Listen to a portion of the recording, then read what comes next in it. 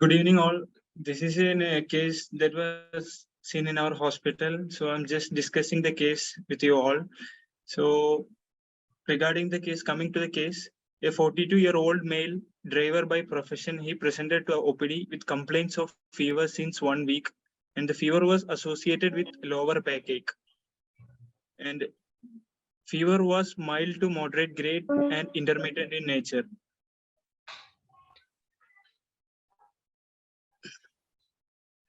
Okay. Shall I continue, sir?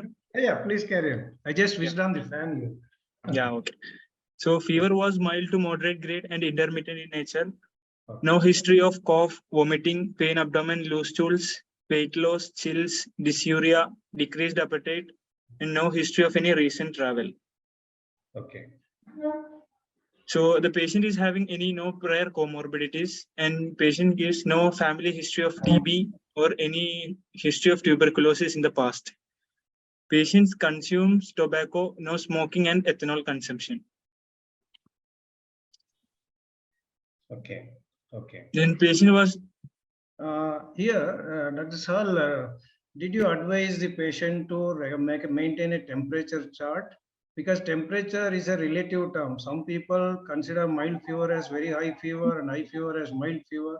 By maintaining a temperature chart, we'll get an idea of the degree of fever, what time it comes, and variations. And based on this, we can pick up a lot of diseases, behavioral pattern of various diseases. okay, sir. So always make it a habit. Sir, can I pitch in? Yeah. Okay, sir. Yeah, right. Okay. So this patient was evaluated at a local clinic or hospital because patient had given a history of fever for 7 days or 1 week. So he was evaluated as a local clinic and he was treated there with IV fluids and or some oral or IV antibiotics. Okay. So you have any idea? You have any idea which antibiotic was given? No, sir. He also doesn't know which antibiotic it was given. He just given orally this one. And also IV antibiotics. IV antibiotic that he doesn't know whether it was given in fluid or not. He was given some antibiotics and he was treated with some IV fluids. Okay, right. So he also done some blood investigations there. It was showing an HB of 12.4, total counts of 6,520, platelet counts of 2,77, and dengue NS1 and IgM were negative there, and malarial parasite antigen also he has done. That also came out to be negative. Right. Okay.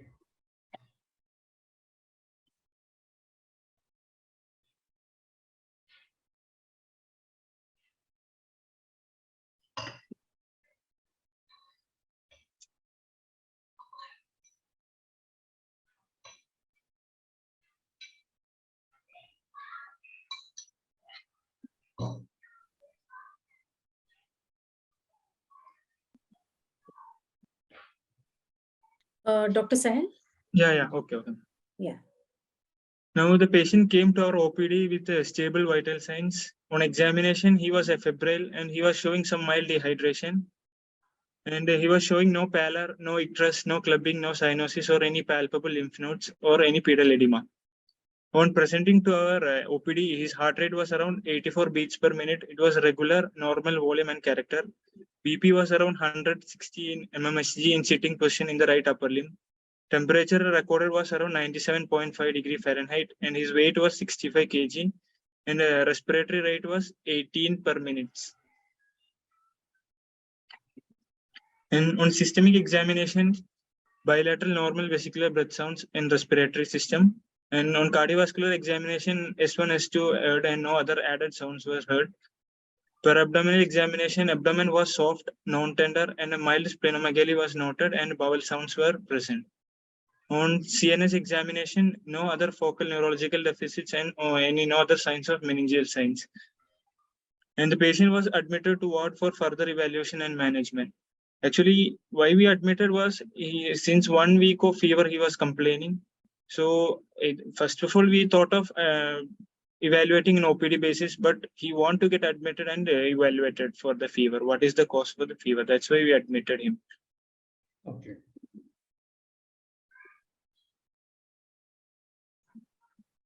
And routine blood investigations, chest X-ray and ECG were taken at the time of the admission. Okay. Then this was the chest X-ray taken at the time of admission.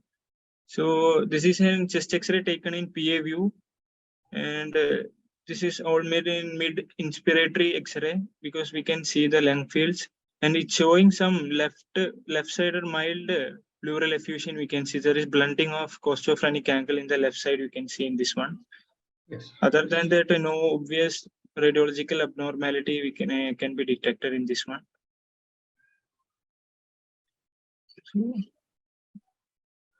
Can I go ahead, sir? Yeah, 1 week before fever, does he give any history of recurrent fever or any kind of dull, low grade feverishness, loss of appetite, loss of weight, cough, anything? No, sir. He doesn't give any history of loss of weight or loss of appetite. He just was giving low grade intermittent fever he was getting. Whenever he was taking the paracetamol, it was coming down. After that, my question is not during this 1 week, before 1 week. No, sir. Before 1 week, he doesn't have any symptoms. So this is a sudden onset of Sudden fever onset. with all this fever. Yes, sir. Right. Yes. Okay. Right. Carry on.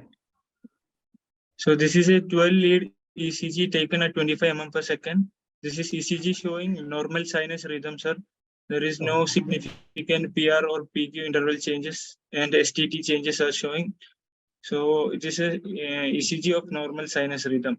It's showing some normal heart rate around 80 to 90 beats per minute, sir. Okay. So at this point, we thought of working diagnosis as enteric fever or malaria or any other role of occult focal infection is there. That is the working diagnosis we admitted him. So you have done malaria parasite and you have done, have you taken blood culture for typhoid? Yeah, sir. In admission time, we have done all blood investigation, basic blood investigation, complete hemogram, RFT, LFT. No, this for typhoid culture you have taken? Blood culture also we have taken, sir. Okay. Did you get the report? Report we get on the 3rd day of admission, sir. Okay. Right. Yeah. Okay. Carry on. So this was the working diagnosis. First one we put at enteric fever, malaria, and third one is any other occult infective focus. Okay. So on the first day of admission. Dr. Sahal, we have a question. Any history of weight loss, any travel history, or any consumption of outside food? No, ma'am. Nothing is there. He is a driver by profession. Other than that, no other any recent travel history apart from this local areas, ma'am. No, being a driver by profession, they will have a habit of eating at least one meal outside when they are away from home. Generally. Yeah, they have a habit of eating outside food. Generally. Yes, sir. Okay. Right. Carry on. So on the first day of admission, all his baseline investigations were sent. Blood counts, LFTs and RFTs were within normal limit, except a mild decrease in HB. That is, HB was 11.1 and he is showing an elevated ESR of 90. And blood cultures were sent on the day of admission. Workup for malaria, enteric fever, dengue, and also came out to be negative. So our first thought of diagnosis was enteric fever. We worked up for enteric fever. It also came out to be negative. Okay. So patient was started on empirical IV antibiotics, cefoperazone, sulbactam, and IV fluids, normal saline because he's mildly dehydrated at the time of admission. Yeah, my question, why this antibiotic was given? Sir, actually, even though he's having recurrent, means 1 day of fever is there, and his ESR is also little elevated, it seems. So how does ESR matters? It doesn't matter at all because it doesn't lead us anywhere. It is non-specific. Do not consider ESR for any treatment. It's only a supportive evidence, not a diagnostic evidence. And patient is stable and is not toxic, right? Yes, sir. And why we go for third generation antibiotics at this stage without a diagnosis? Absolutely, Sir, can wait for that. Sir, this is Dr. Venkatesh. Can I pitch in, sir? Yeah, Yeah. Hello. please carry on. Yes. Yes, sir, we Sir, can hear you. yes. Sir, actually, he was already given Taxim or Cefixime for a couple of days. As our diagnosis, yeah, the empirical antibiotic we thought we should start because because patient is already vexed with 1 week of continuous fever. And I thought he should be started on antibiotic because there was continuous fever spikes, and we were thinking more of enteric fever. So I thought, Still we do not have a diagnosis, and the antibiotic which was given earlier, like Cefixime, whatever it is, should have been Yes. continued till we get an alternative diagnosis or reports of culture. Because we are True. jumping from antibiotic to antibiotic, where do we lead?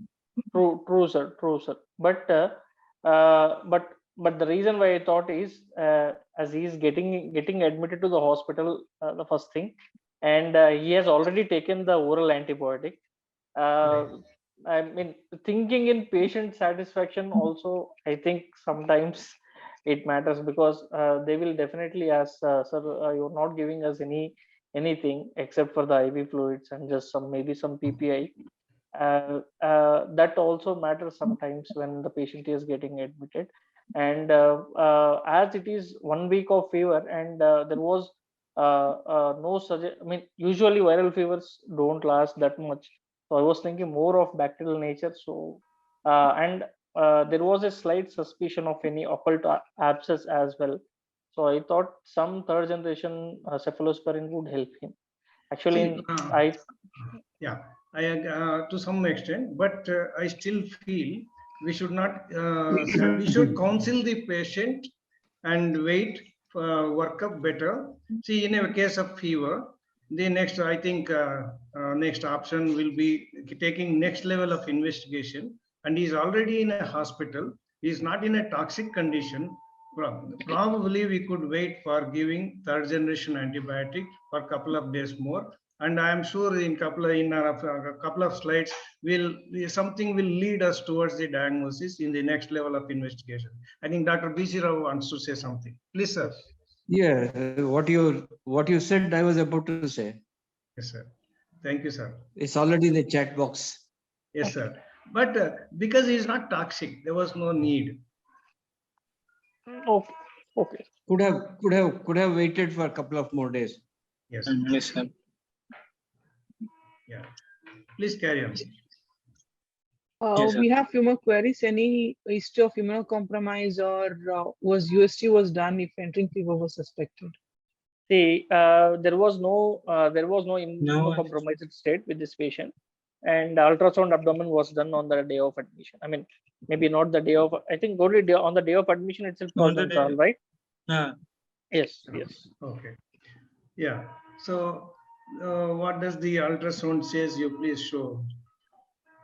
So these are the blood investigations again. Yeah. So hemogram was showing HB of 11.7, total counts were 5,300, platelet 3 lakh, ESR was 90, and peripheral smear showing no hemoparasites. Urine routine was showing normal, and LFT was also normal. Kidney function test creat was 0.8, sodium of 137 and potassium 4. You can say normal, and you can mention only abnormal things. Yes, sir. Yeah. Then we have worked for HIV, that was also non-reactive since he was a traveler and a driver by profession. Leptospira, IgM, wheel Felix also done. They're showing negative, sir. Okay. Then day 2, patient continued to have fever spikes, mild to moderate grade, did not develop any new symptoms, and dehydration improved after we starting IV fluids, and food intake was also normal. And USG abdomen done was showing some gallbladder wall sleds, minimal ascites, and mild splenomegaly, parietal peritoneal deposits in the lower half of the abdomen of thickness 2 cm, and a bilateral minimal pleural effusion. See, This was the ultrasound. here I like to have some discussion. Probably we are likely to clinch the diagnosis here. isn't it? Because this is the positive finding we are seeing. And in a scenario like in Indian condition with a fever, it's everybody guess what it probably could be, right? Mhm. Okay, please carry on.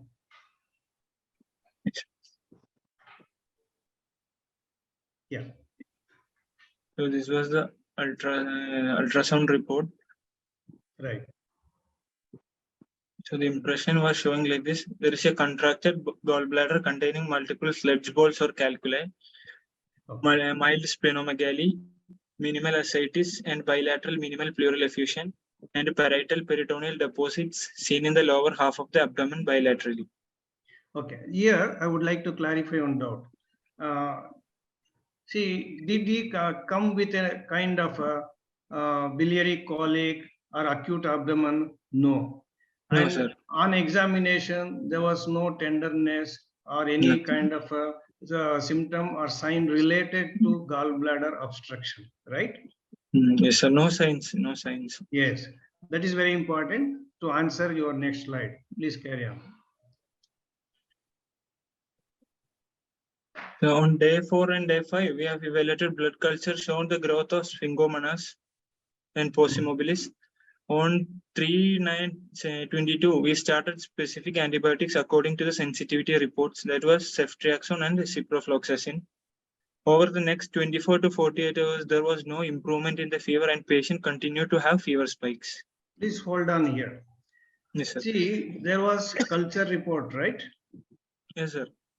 And there was ceftriaxone and some more antibiotics were sensitive. Ciprofloxacin. No, Yes. some more antibiotics were sensitive, right? Yes, sir. Why did you use ciprofloxacin? It's a quinolone. When there is a when diagnosis is not certain and a case of fever, we have to keep possibility of something in mind, which you are likely to say next. We should not use quinolone. We should spare quinolone. Use other antibiotics. You will get the answer later. Okay. Please do not use quinolones just like that. Even when there is sir, can I pitch it? there is no other antibiotic sensitive, you have no choice. Again, there also you have to rule out the possibility of. Sir, can I pitch in? Sir, can I pitch in here, sir? Please. Sir, so whatever you were mentioning, there was no thought of it, sir. Actually, You as have it to was think in a Sir, fever yes. case. In a Yes, fever sir. case, you Yes, have sir. to keep it in mind. First, Correct, as sir. a But possibility, you have to. No choice. yes, sir. Yes, sir. But it was of only very short duration. Enough. So maybe Day one fever, I have picked up what you are suspecting. Sir, correct, sir. Correct, sir. But true. But because I'm not as experienced as you, No, sir. So no. I maybe, agree with you. yeah. Our message, all the participants, please do yes, not sir. use. Please do not use quinolones when there is Correct. other antibiotics susceptible. Use them. Spare quinolone unless there is no other antibiotic suitable other than quinolone. And after ruling out Cox, Correct, sir. Because not use it was quinolones. actually it was not even in our remotest of the thoughts. Yeah. From Whatever today onwards, you should always yes, keep in yes, mind. After Yes, seeing this case, then we also thought, yes, we should not. We should keep quinolones as a last resort. That's Yes. what we also thought, sir. Yes. Carry on. So this was the culture report showing the growth of sphingomonas pos immobilis. Okay. Can you say something about this bacilli? What is it? I'm not familiar. Is it a common thing or does it cause such possibility of fever? Now we are dealing with two things. Which is causing what? Which is cause of fever in this case? Actually, sphingomonas pos immobilis is a gram-negative bacteria, sir, bacilli. Okay. Actually, we acquire either now it is either we can get it as a nosocomial infection, sir. Mostly we acquire it by nosocomial, but recent studies have shown it as can be acquired as a community acquired bacteria as well, sir. Okay. Can this present with a condition like this, high grade fever and all these things? Is Usually possible, sir. Because Okay. in the post-COVID era only we are seeing this secondary bacterial infections mostly with Sphingomonas possimobile, sir. So Right. most recent studies have shown that either it can acquire as nosocomial, even it can acquire as community acquired, sir. That is what. Okay.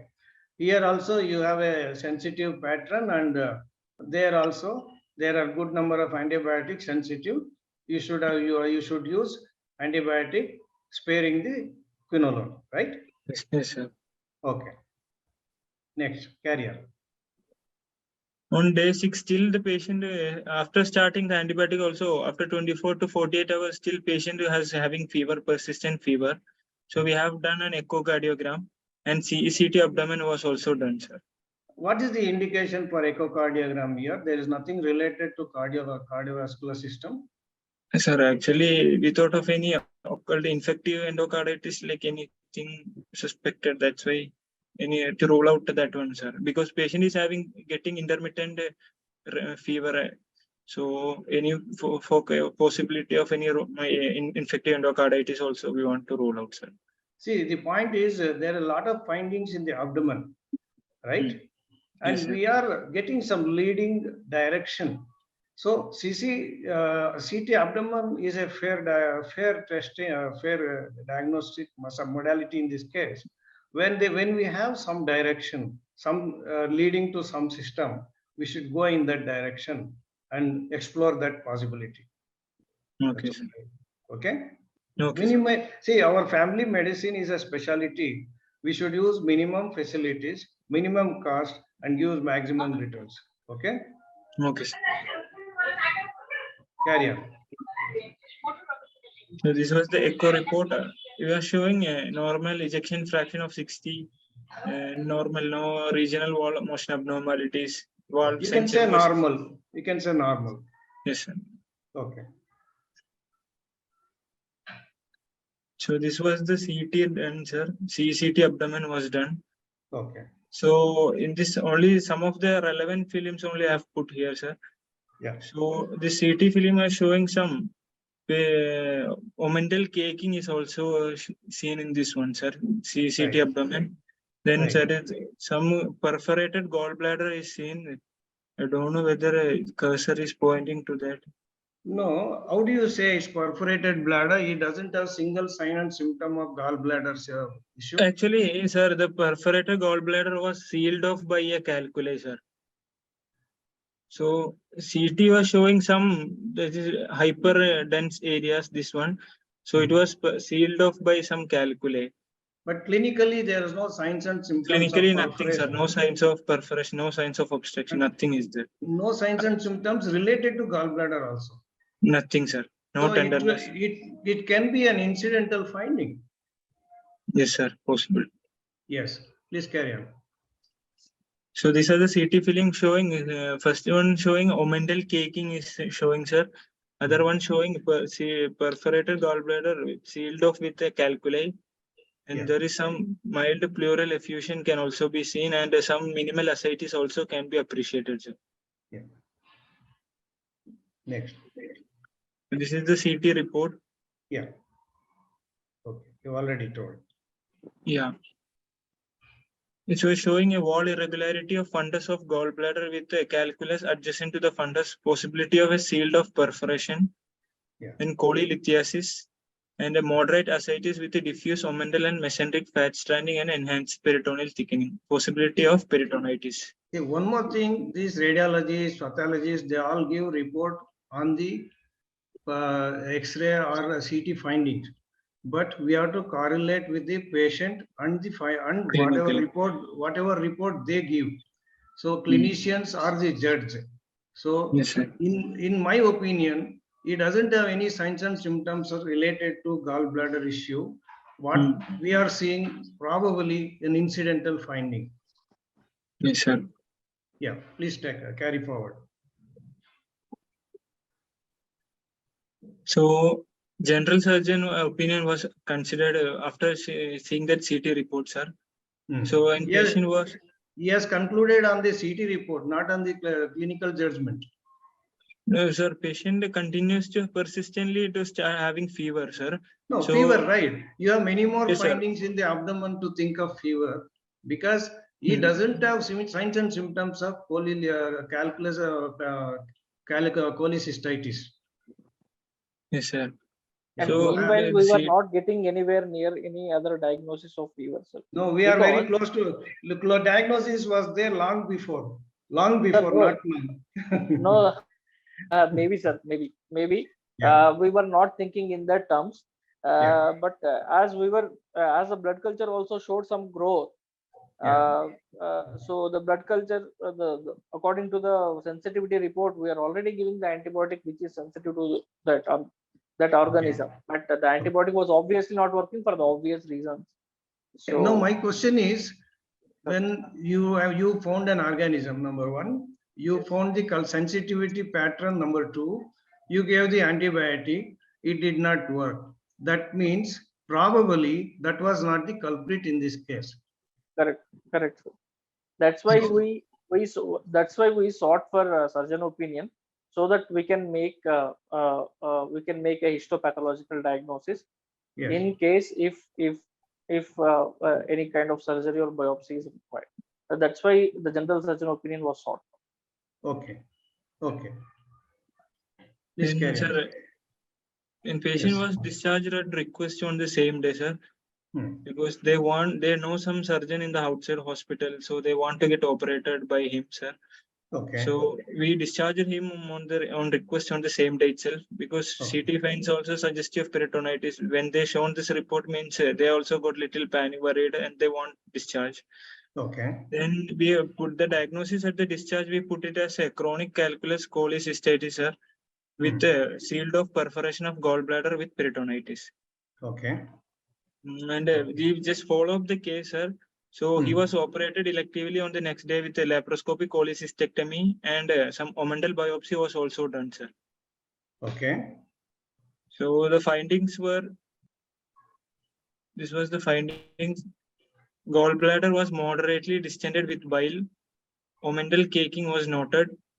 Omental adhesions to anterior abdominal wall and gallbladder. Omentum and peritoneum were studded with nodules. Moderate ascites was noted. Calotes, moderate adhesions were present. Critical safety of achieved, and gallbladder found to have multiple stones.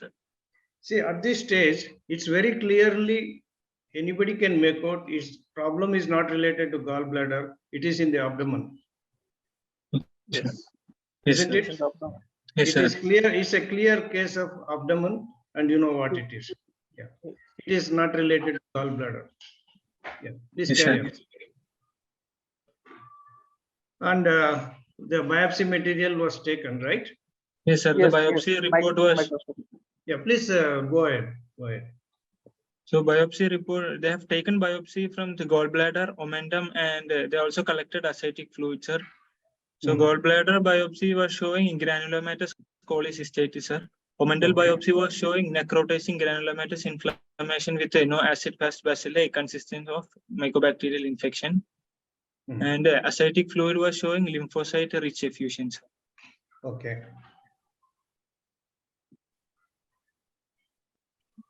Yeah. Carry So on. next slide, I put the diagnosis accordingly. See now, what is one important test missing here? Most important test to clinch the diagnosis. I think you probably will say ascitic fluid analysis. No, that won't give the diagnosis. That gives a leading information. It will be the exudate or the transudate, we will know. And cell type also gives some information. But there is one test which clinches the diagnosis. Which is that? Gene expert. Excellent. Gene expert we Excellent. could have done. Did you do gene expert from the material? It Yes, was sir. done, sir. Gene Which expert they have done, post-operatively they have done, sir. Gene From which expert. material? You Material. have collected biopsy from multiple sites. Yes, From sir. which, as it come positive? Yes, Mycobacterium tuberculosis was detected, and Detected. there was no rifampicin resistance. So it detected, gene expert confirmed it is tuberculosis, and rifampicin resistance not found. It Not is, found. that means it is the DSTB, right? Yes, sir. Drug sensitive TB. TB, sir. And this is for this gene expert found positive from which material? Is it from omentum? It's an omental biopsy, sir. Okay, then it's a clear case of drug Abdomen. sensitive tuberculosis of the abdomen Abdomen. in the omentum. Did they find the same from the gallbladder material? No, Gallbladder it was was not from the gallbladder. It was not Ah. even ascitic fluid, sir. I think it was a omental biopsy which they have sent for the gene expert. Okay, fine. So now, are we getting any inputs from anybody else? This is a very important turning point. Okay, I think there are 18 queries in the chat box. Somebody can read out. And later we'll think about it. Okay, please go to the next one. next one. We have put the diagnosis, sir. Right. Okay, let us know. It is, see, diagnosis is written on the forehead. There is no question of when you saw the ultrasound scan report, there itself 90% of the diagnosis is made. Pleural, left pleural basal effusion, abdominal ascitic fluid, thickening of the omentum, and this is more than enough to almost come to a conclusion of abdominal tuberculosis. Then you need only a tissue diagnosis, a laparoscopic tissue procuring could have been sufficient. In this case, yes, anyway, laparoscopic procedure was done and gallstones were there. The poor thing, it was sleeping, it got rid of it, no problem. Because in future, it won't give problem. That's not a bad thinking. And biopsy material should be procured from various sites. I hope you are all familiar. How do you transport this biopsy material to the diagnostic center? Brooks medium. Hmm? Brooks What is medium. what is the medium? How do you transport? Low From, Weinstein Jensen medium, sir. LJ No. medium. No, it should be. Is it in saline or formalin?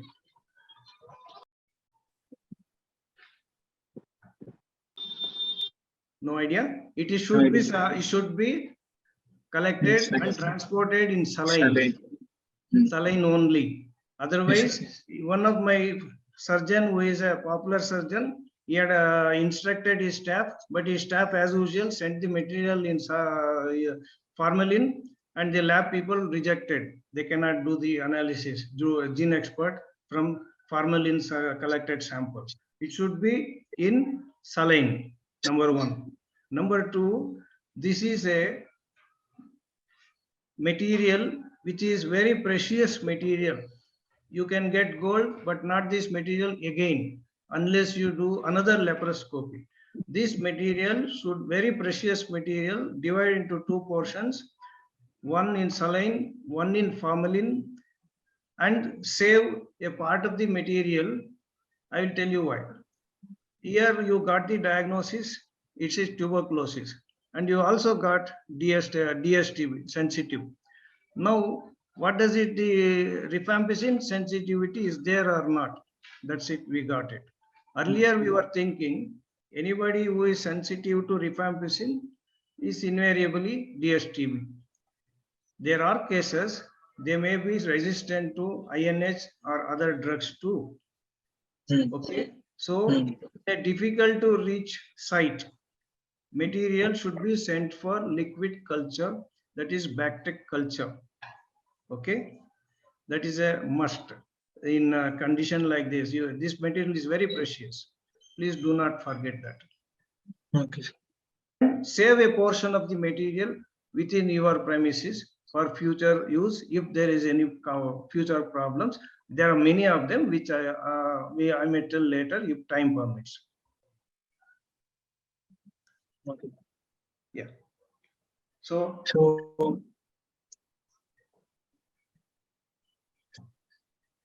diagnosis that we have put it as disseminated tuberculosis are involving peritoneum and omentum, sir, and a granulomatous and calculus cholecystitis with shield of perforation. okay. So patient was started on ATT intensive phase and is continued to have fever for another 1 week and subsided gradually. So patient is Okay. currently doing well now and continuing on ATT, sir. So now it clearly says that whatever bacilli we found, what is that? Spingomonas possimobilis. Most probably that is not the cause. It may be a contaminant or it may be an incidental finding. Incidental. Most probably that is not the cause of this fever in this case. Yes, sir. And it's a clear diagnosis. It is abdominal tuberculosis.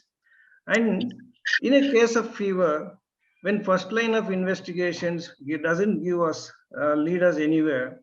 The very simple fact, we go for a chest X-ray and abdominal ultrasound scan. In this case, ultrasound scan itself gave the diagnosis. Okay. Yes. Yes, sir. Today we have CT scan. That's why we are doing CT scan. For your information, when I became a graduate, there was no CT scan, not even ultrasound scan, not even ultrasound scan. So we managed everything very well without these scans. These scans are adding confusion, and more than this scan, radiologists are adding the confusion, they are only directing us what to do next.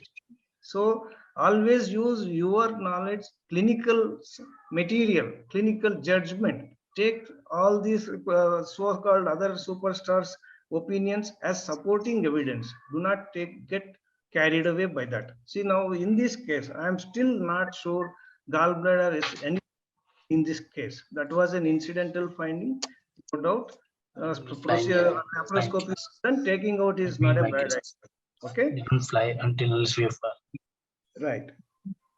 This So another- ATT was started based because it was considered as DSTB, right? Yes, sir. So how do you calculate dosage for this patient, ATT? Sir, his weight was around 65, sir. It's not 65, 50, 65, is it? Okay. Right. 65, sir. Right. So isoniazid rifampicin, HRZD is the sir first line, this drug for ATT, sir. Okay. So isoniazid 5 mg per kg will give. Wait, Then, make it very simple, life easy. Now there's only two regimens, DSTB, DRTB. There is no CAT 1, CAT 2, CAT 3. And there is no need to calculate these 5 mg, 10 mg basis of each drug. Now you get FDC, fixed drug combination. And each tablet, one tablet for 15 kg body weight. Okay? Okay. So now how many tablets you need for this case? 4 tablets almost. 5 kg margin?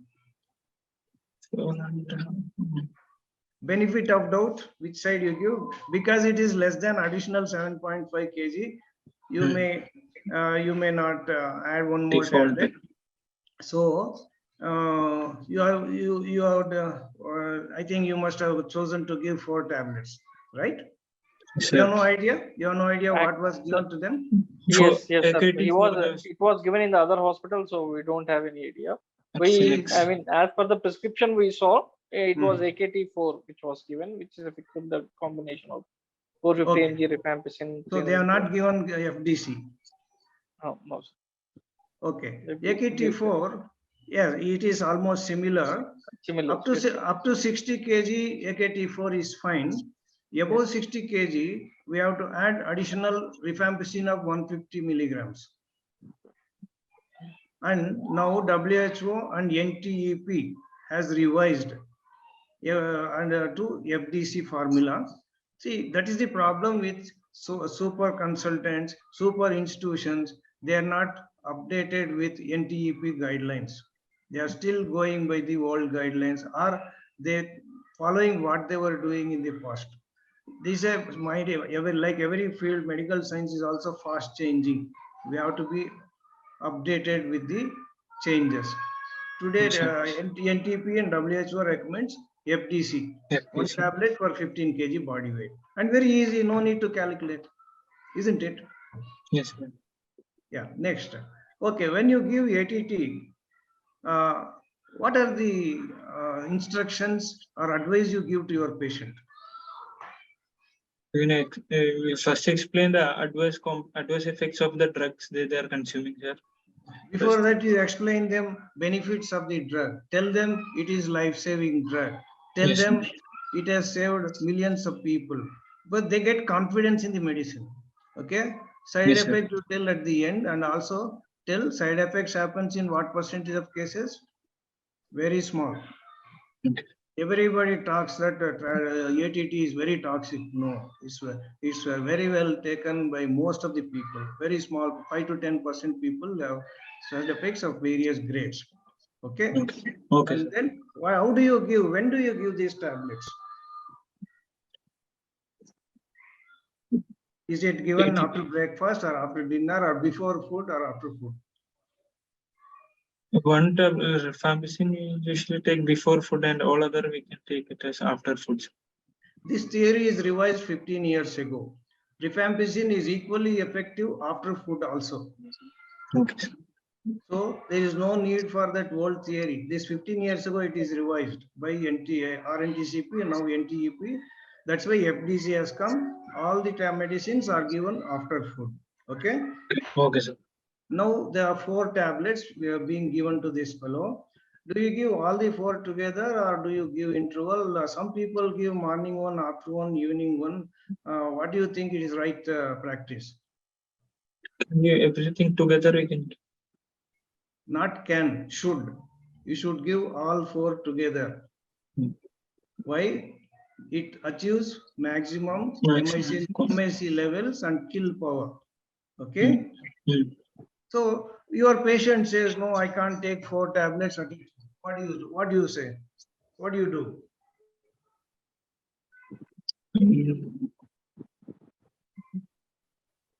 So simple. I use my formula. I tell them, no problem. You take 1 tablet with 15 minutes interval. Okay. Within 1 hour, they take 4 tablets. It makes absolutely makes no difference. And acceptance is very good. And here I would like to share my experience. Always tell them to take a soft food, something like idli, rice-based food, without junk food, without oil and spice, because they are likely to vomit with these medicines. So first I recommend take half breakfast, then give tablets with an interval of 5 to 10 minutes gap, and advise not to take 1 glass water at a time. If they take 4 glass water with 4 tablets, they will bound to vomit. Okay, so I recommend quarter glass water with each tablet, and if they can take 2 at a time or all 4 at a time, doesn't matter. But generally people say, I don't want to take 4 at a time. Give 15 minutes intervals. Within 1 hour you complete the tablets, and then the remaining half breakfast after 4 tablets. And in my experience, I have not found people vomiting or gastric irritation with this formula. Otherwise, before food, giving others after food, people have complained of gastric irritation and vomiting. Then, what other instructions you will give? You should always tell people they will pass orange color urine when you give ATT. Orange to red color urine. Somebody in the initial stage, I had advised ATT in the middle of the night. That fellow phoned me, sir, I am passing blood in the urine. Okay, because of red, because of rifampicin. Okay, we should not forget these very simple facts. Tell them it is you are going to pass dark reddish color urine. That's because one of the drug is eliminated through urine. Not to worry about it. As the day passes, by evening it becomes lighter in color. By morning, urine is almost normal in color. Right? Okay? Yes, sir. Yes, sir. And what are the adverse effects? At the end, you have to say, what are the possible side effects with this ATT? And they should report you immediately. Right? Yes, sir. What are the possible side effects? Mostly hepatitis, sir. Hepatitis, most of the drugs are eliminated by hepatic metabolism, sir. So any yellowish discoloration of skin, sclera, they have to report. No, discoloration takes some more time. Before that,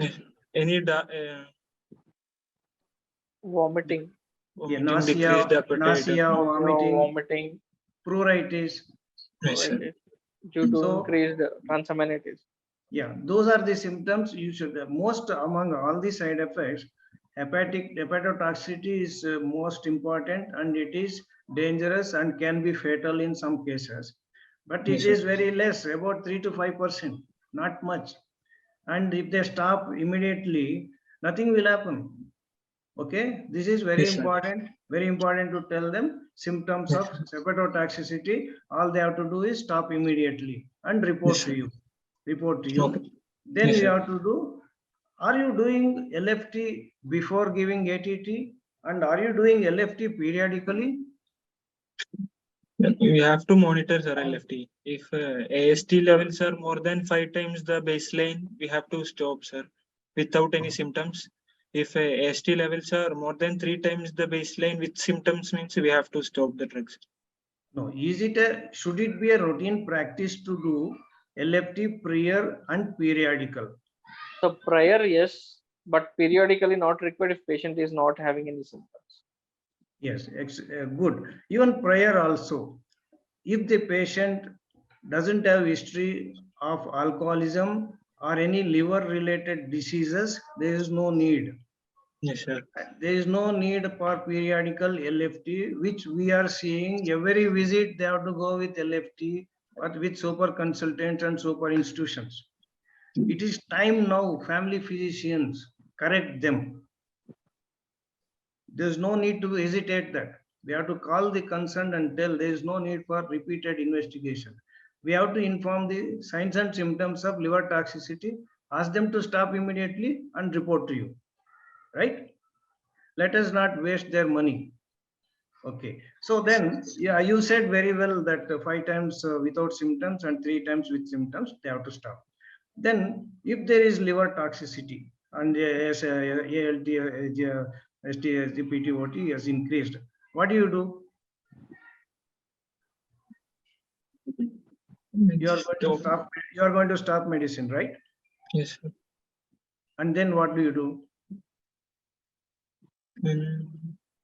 Okay, you have to Continue. We can what? continue ethambutol. Yeah, We no. can continue. You have to stop all ATT, no bargain. Okay, no bargain, and repeat LFT after 1 week. Sir. If on the higher side, wait, repeat LFT after 2 weeks. Once 99% people, LFT will come back to normal in 1 to 2 weeks, right? Then reintroduce AT, same medicines. How do you reintroduce? One drug at a time, sir. If it's tolerating, then add on next one. That is also one formula. There is no harm in giving all the 4 at a time when you reintroduce. And again, liver toxicity, second time happening is very small percentage, 1 or 2%. This is a wonderful thing, information. When there are many people develop liver toxicity, after interval, when you reintroduce, they will not have liver toxicity. And a good idea to give one after another to know if you can pick up which is the culprit among the 4. You can eliminate also that, and that's a different section, how to manage hepatotoxicity. That can be, if anybody has queries, we can discuss that. Actually, maybe in next further sessions, we have one more patient who is a young patient, 20-year-old, has been started on ATT recently. He developed almost hepatotoxicity twice. Okay. So I think for next discussion or maybe further discussion, we can take that case. Sure, that because in India, family physician should know everything about TB. Family physician should treat TB. Family physician should treat complications of TB until patient requires hospitalization. It is our responsibility. Till then, we cannot control or eliminate TB. We cannot reach the goal.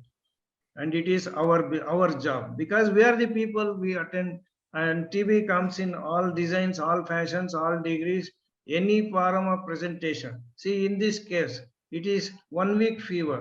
1 week before he had no signs and symptoms, isn't it? Sure. Yes, sir. And if you see the momental changes, abdominal changes, it is not 1 week case. It is many months old already. Correct, Many sir. months old. So this is nothing unusual. This is a very usual presentation. And you see more and more cases, you will know. This is how TB presents. Yes, sir. It's a very usual presentation. Okay. Yes, sir. Then, what are the adjuvants you give along with ATT? Actually, we'll give pyridoxine also. We'll give, sir, 10 mg per kg. Okay, very good. I appreciate you. Do you know many consultants are using 40 mg? Do you agree? We also give the same. Yes, sir. We also give the same. 40 Benadryl. mg once a day. You are giving 40 mg? Once a day. Yes. Please do not give 40 mg. Why? Okay. It competes with INH at the binding site and reduces the bioavailability of INH to a considerable extent. Please do not give pyridoxine 40 mg. 10 mg is sufficient. Even NTEP, WHO do not recommend that also as a standard prescription. There is no harm in giving 10 mg. I choose one multivitamin preparation which has 10 mg pyridoxine and A to Z all vitamins. And as a general add-on prescription, I also tell the brand name. It is Supradin by a Bayer company. It costs only 3 rupees. Whereas other brands, unheard of brands, cost 15 to 20 rupees, which doesn't have even that much of vitamins. So I have chosen such preparations from reputed brands, economical brands, and I have made my own formula for my patients. So let us save money for our patient. Let us not waste. Okay. Yes, Then what other adjuvants you give? And the high protein diet also we have to take, sir. So like what do you recommend? High protein diet. Usually protein 1 gram per day, sir. 1 gram per kg per day. Right. So, how do you give protein?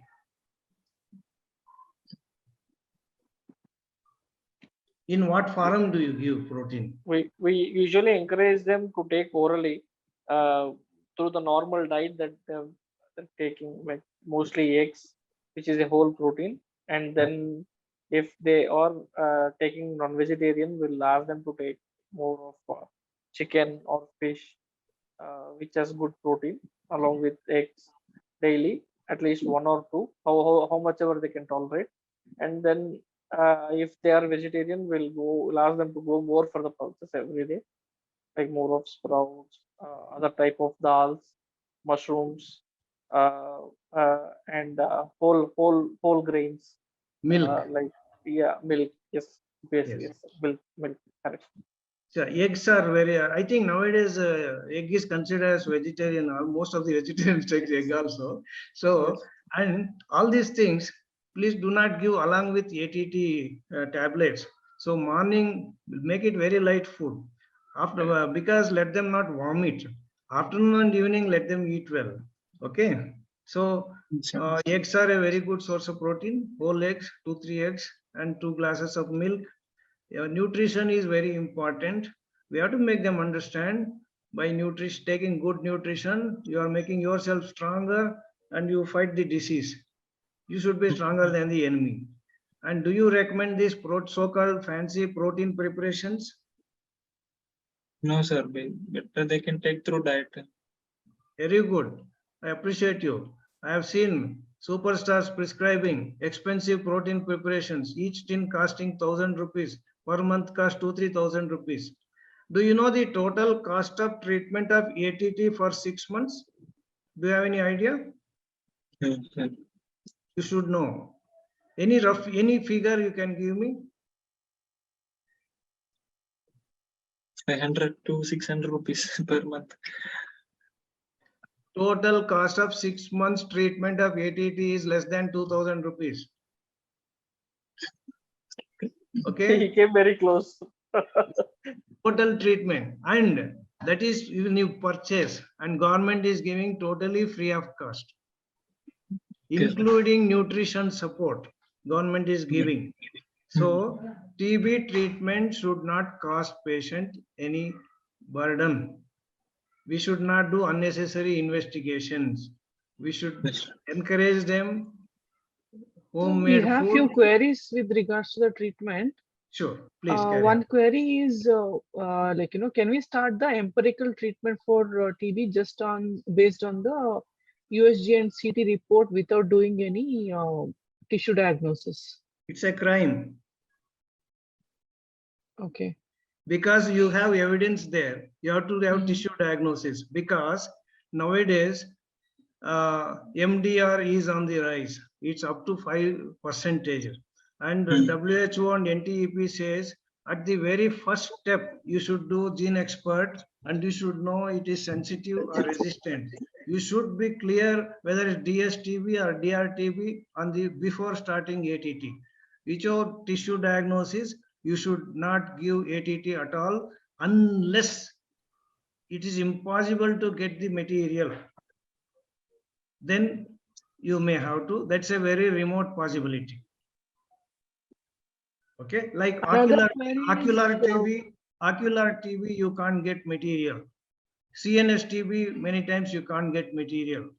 Maybe in CSF we can get the clue. There, indirect evidence is and total clinical picture, signs and symptoms are considered, and empirical treatment is cornered to minimum extent. Otherwise, this case is very clear case. It is written on the face. It's a very easy case. It is. Maybe. Okay. But no, it was not for us, sir. But yeah, maybe. No. Maybe, You will tell. maybe I will tell you after no, 2 sir, 3 maybe, years. maybe in future it might be easy for us. For if some other patient will come with the similar Yes. kind of symptoms or Yes. similar USG findings, yes, we also will make a Yes. quicker diagnosis this time. I Yeah. think this was diagnosed in 1 week. Maybe Yeah. next time it might take only 3 or 4 days, Yes. possibly. I really Another query is about appreciate the that. Yes, sir. Tell me. another query about the protein supplements. What about Yes. the vegetarians who does not even take egg? How to Milk. manage the protein intake in them? Let them take milk and dal. Milk and dal. More than sufficient. 2 glasses of milk and dal, encourage as much as possible. Yes, if they cannot take and if they can afford, you can go for protein concentrates. That has to be clear. Let us not prescribe a protein concentrate to a fellow who cannot afford 2 meals. Yes, if they can afford and if they cannot take orally sufficient, then they can.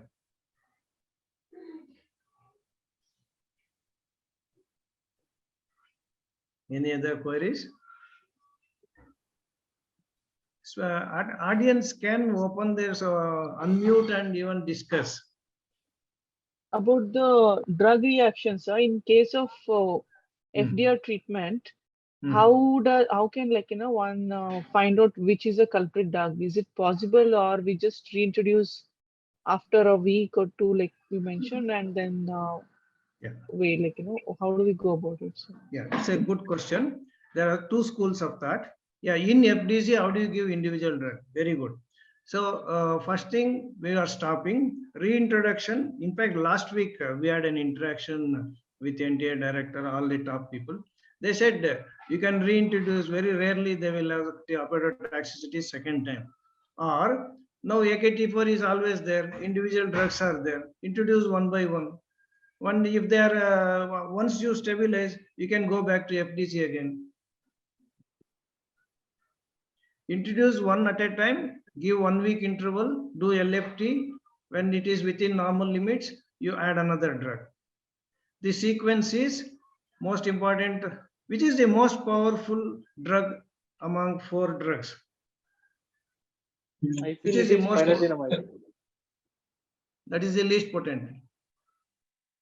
Rifampicin. INH. Most potent and least cost. Okay. Next comes rifampicin. Okay. Next comes pyrazinamide. Next comes ethambutol. Pyrazinamide is most hepatotoxic. Yeah. not most potent. So Correct. you can introduce that at the end. So reintroduce INH, then rifampicin, then ethambutol. Ethambutol can be introduced right away because least hepatotoxic. Yes, least hepatotoxic. Hepatotoxic. But most effective drug is INH. So INH, rifampicin. If person can accept those two drugs, 90% of the game is won. Next comes this one, pyrazinamide, then ethambutol. Any other So, query? yes, sir. Yes, sir. As there is a huge taboo in society, how to advise the patient to complete the treatment? Very good. The very first time when we make a diagnosis, we should spend sufficient time with the patient. If you are busy, give them a separate time, and also call their important attendants like spouse, parents. Bring all them together. Make them understand TB is no more a taboo, no more a fatal disease if diagnosed well on time, if treated completely. And another point, very important point I wanted to tell you. See, taking medicine regularly without interruption is very important, and maybe should make them understand they get symptomatic relief within 4 to 6 weeks, maximum 8 weeks. That doesn't mean that they have a cure. In first 2 months, we achieve almost 80-85% cure. But to prevent relapse, we have to complete the course without failure. Even after completing the course, there should be periodical monitoring. And also, we should inform them anytime if they develop any signs and symptoms of TB, they should report immediately to the concerned people. These are very important points we have to make them understand. And do you know the success of RNTCP was DOTS, where medicines were supervised administration. People used to go to hospital and there they swallow tablets in front of health workers and come home. Because of various factors, inconvenience, the DOTS is removed. But we should make one of the family member a DOTS provider. It can be husband to wife, wife to husband, parents to children. You cannot tell patient, take these tablets, and you cannot take for granted. We have experienced a 5-day course of amoxiclav daily 2 times, 5 days. 50% people make mistakes. 50% people skip the dose or stop the treatment. Here we have to make them put a word of caution and fear also. If you stop in between, if you take incomplete treatment, incomplete dosage, this can remain silent and become active again. That is called relapse, and that can be drug-resistant TB. Drug-resistant TB treatment is very difficult, very dangerous. It may be 18 months and it may be fatal. Now there is new regimens, short course and without injectables. That's a different ball game. We have to put this word of caution and fear in their mind in the right sense, not that they should not stop medicine. Home DOTS provider, this not many guidelines say, this is my own experience. Without a DOTS provider, we should not give medicine because human nature to forget. That is for sure. Anything else? No, sir. All the queries in the chat box has been answered. Any other question? Any more questions from the audience?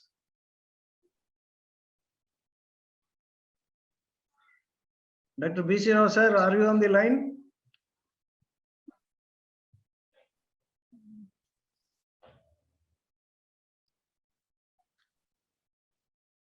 I hope I am clear about most of the things about TB.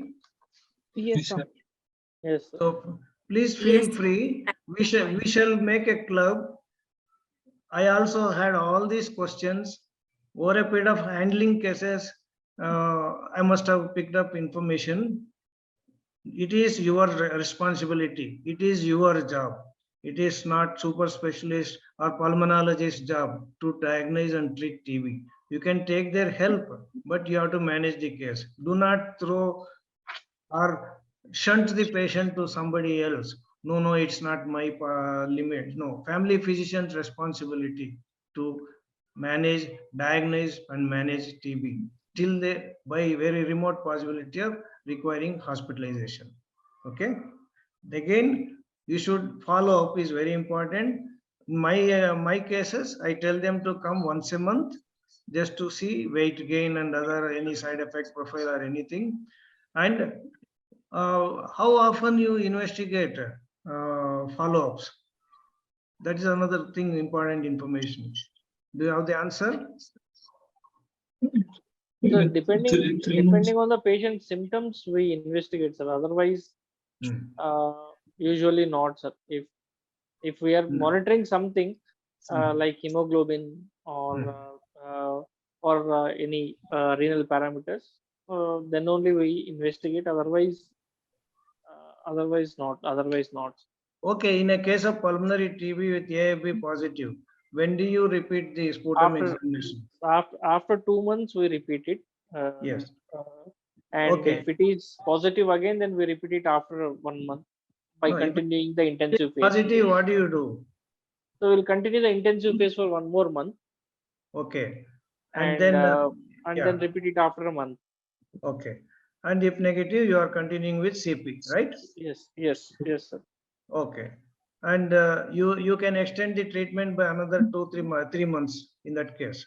Late Yes, responders. Yes, Late sir. response. And Maybe in till 8 difficult, months or 9 months, we can Yes. give the total treatment duration. and in CNS TB and bone TB, you better to extend 3 months more. Continuation phase only. Correct. And continuation phase, which are the drugs we use? Sahal, Isoniazid rifampicin or isoniazid rifampicin and ethambutol, sir. HR or HRE? HRE. HRE. HRE, no HR. HRE to be HR is used. old guidelines. HRE is guidelines. Yes. And yeah, CNS TB and bone TB, it is 3 months more treatment. Okay. Yes, sir. Right. And patient, for example, in this case, if he had lost weight and if he gains about 5-6 kgs and he crosses 70 kg, what do you do? I have seen people dosage has to be adjusted. Yeah. I have seen people putting on 5 to 10 kgs in first 2 months. Correct. Then And you have then to add we can continue the same dosage, I think, sir. I think No, he's you have to add responding one, well. you have to add one more tablet. That is called advantage of FDC. Absolutely nothing wrong in it. Okay. Okay. Okay, sir. Okay. So I think Suprita, can we yes. wrap up? Anything? Yeah, we can. Yeah, all the questions in the chat box has been answered, sir. yeah. Okay. Thank you, Subramanyam sir, for such a wonderful discussion and updating all of us about the TB treatment and how the basic clinical evaluation, which has to be kept, at most important at all the time. And thank you, Dr. Sahal, for such an interesting case, and Dr. Venkatesh for moderating the session. And we have few of the national leaders from AFPI who joined the session. I thank all of them for making time to attend the session. Dr. Vandana, Dr. Swapna Bhaskar ma'am, Dr. Reshmi ma'am, Dr. Mohan sir. Thank you all of you for being here for the session. Dr. Badekar Rao sir. And thank all the participants for making it a success and being there for the session. Thank you. Dr. Sahal, you did a wonderful presentation. Very Thank good you, sir. for Thank you, sir. at your age and when you are student, you are updated so much. I appreciate you, sir. Dr. Thank you, Venkatesh, you Sir, also did wonderful job. Thank you. And let us together eliminate TB. yes. Sure. That is the slogan for this year. Together we can. Sorry, Yes, one sir. last thing. I think Rao Thank you. sir would like to say something. Yeah, please. I've unmuted. Rao sir wanted to say something, but it was on mute. I was curiously waiting for him to Yes, listen to him. Rao sir, are you there?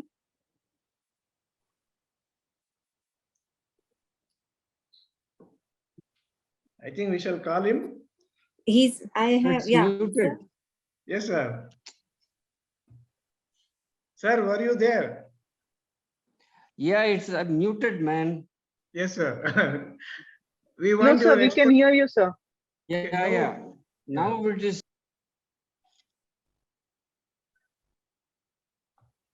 Hello. Please unmute, sir.